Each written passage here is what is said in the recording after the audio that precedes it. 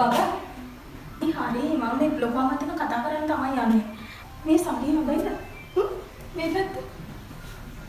ආරිනේ. ලොකු අම්මා. මම ඔයාම හම්බෙන්නමයි හිටියේ. ඇයි කියලා අහන්නේ? අනේ ඔයාගේ දුව අපේ මහත්තයාගේ නම ලියලා නැහැනේ කාඩ් එකේ. මගේ නම විතරනේ ලියලා තියෙන්නේ. ඒකනේ ලොකු අම්මා එහෙම කරන්න හොඳද කියන්නකෝ. මේ බලෙන් මම එක්කන් ආවේ. බෑ කියද්දි එක්කන් ආවේ. කොහොම වුණත් ලොකු අම්මා මගේ බත්ති ගානෙම තමයි මගේ හස්බන්ඩ්ටත් මම කවන්නේ. ඒ හින්දා ඉතින් ප්‍රශ්නයක් නැහැ අපි දෙන්නට එක ප්ලේට් එකක් ඇති ලොකු අම්මා. නෑ ඉතින් දෙපාරකට අපිට බෙදා ගන්න බැරිය. ඒක නම් ප්‍රශ්නයක් නෑ නේ පපා. ඒකනේ එහෙම කරන්න එපා කියන්නේ ලොකු අම්මා. එහෙම හොඳ නෑ. නෑ මම උජු දැම්මේ නෑ. ඔයා කනවද? ඒකනේ. මම දාගෙන ඉන්නද? නෑ කමන්නේ අපි තව පාරක් බෙදාගමුකෝ. ඕවට මට නැත්තම් මදි මේ කන්න. මේ බලන්න තු කණ්ඩක බබා. අප්පා එඩින් එනවා. එඩින් තනියද? අර ලොකු අම්මයි ගෙවල් පිටිපස්සේ ගෑණි. මෙහෙට එන්නේ. අක්කේ. මට මේකප් එකට හඳුර ගන්න බැරි වුණා. දැන්ද කන්නේ? වාඩි වෙන්න. මේ මගේ මහත්තයා.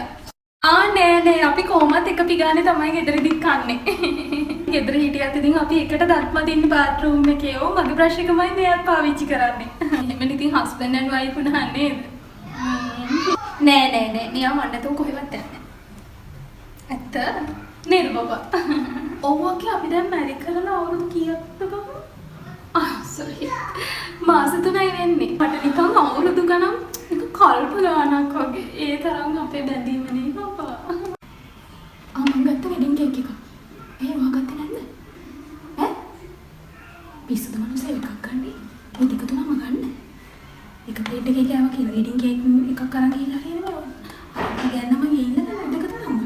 තාම මේ අපේ බබෙක් ඉන්නවා කියලා කියන්නකෝ. ගත්තා. කයිසන් සාකෝ ඉදාගන්න. ඔයා තනියන්නේ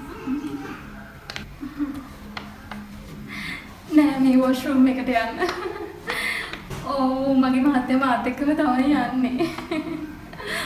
යමුනේ බබා. අපි වොෂ්රූම් එකට ගිහින් එන්න. වොෂ්රූම් එකට ගිහින් එන්න. अरे चतुओ अरे चतुओ चतुओ अरे चतुओ अरे चतुओ चतुओ अरे चतुओ